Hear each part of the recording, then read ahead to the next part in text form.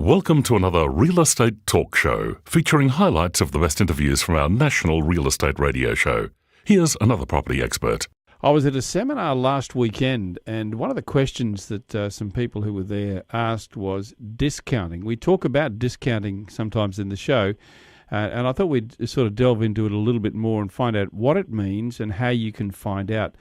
We always turn to the man when it's anything to do with researching a property market, and that is Kent Lardner from Pricefinder. G'day, Kent. Hi, Kevin. How are you? Good, thanks, mate. Now, discounting is becoming more and more the norm and a bit of a measure. Would you like to just explain what it is to start with? Yeah, discounting is a very, very normal thing in most markets. Even markets that we consider rather healthy and have low stock levels still have a level of discounting attached to them. So typically we would expect that the normal range would be around 6%. Anything above 7% discounting we usually associate with those markets that might have higher stock levels and have a bit longer to sell on the market. But anything below 5% would certainly be representative of a market that's very healthy that might be considered a strong seller market. What's you say 7% is about normal. What does it actually get out to? Yeah, I'd probably say 6% is probably normal. In markets where you get typically what we have is a correlation between stock levels. So we always say on the show anything above 9 months is usually going to lead to some discounting. So if we get into those areas that might have 9 months or more of stock, in many markets we see that they would typically have 100 days or more on the market, days on market as a measure of how long it takes to sell. But also we'd see associated with those markets 7% or more discounting.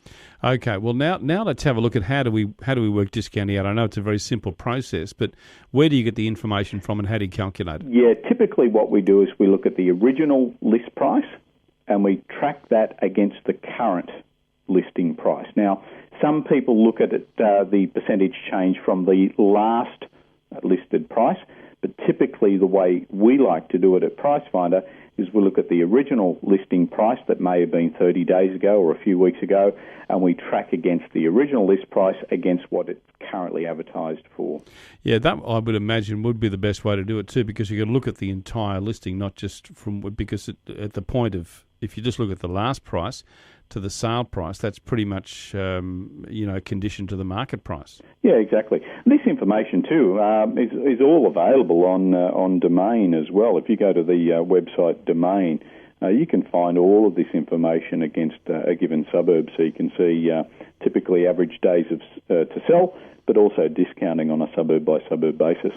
You mentioned that it's available. It is freely available at Domain. Do they calculate it in the same way that you've just described? Yeah, very much. The typical average days to sell does look like, I haven't gotten under their covers, but it does look like they're presenting the median, which certainly aligns to how we track that. So we look at all the properties that are currently listed, and we look at how long they've been listed for, and we use that methodology to calculate days on market. In terms of discounting levels, it certainly does look like they would likely track against the original price as well.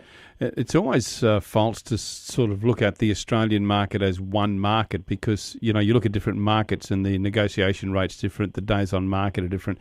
We've really got a whole heap of markets around Australia. That's why you need to look at each one individually, Kent? Oh, absolutely. I'd even go to as far as saying, if you're a buyer and you're going to make such a fairly significant investment, I'd like to print out the property listing. So as soon as a property comes on the market, print it out, keep track of what it was advertised for, and you can actually do the analysis yourself. And certainly the companies like Pricefinder, we track those things.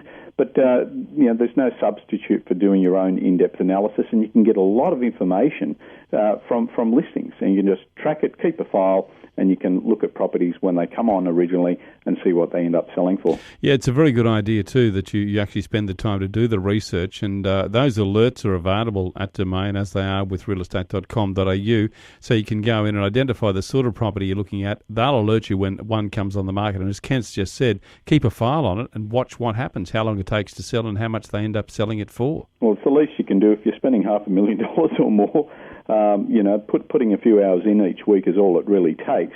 and you can, combined with services like Price Finder, you can really become a bit of an expert on the local market. Yeah, and don't forget too that if you're going to be looking for identifying where the hotspots are, there's a great offer that we've now got at realestatetalk.com.au. If you join our community, we've negotiated a special rate with our good friend Terry Ryder from hotspotting.com.au, and you can go, if you become a member of the Real Estate Talk community, absolutely free of charge, you're going to get Terry Ryder's How to Identify a Hotspot report. Now, that would normally sell for $70.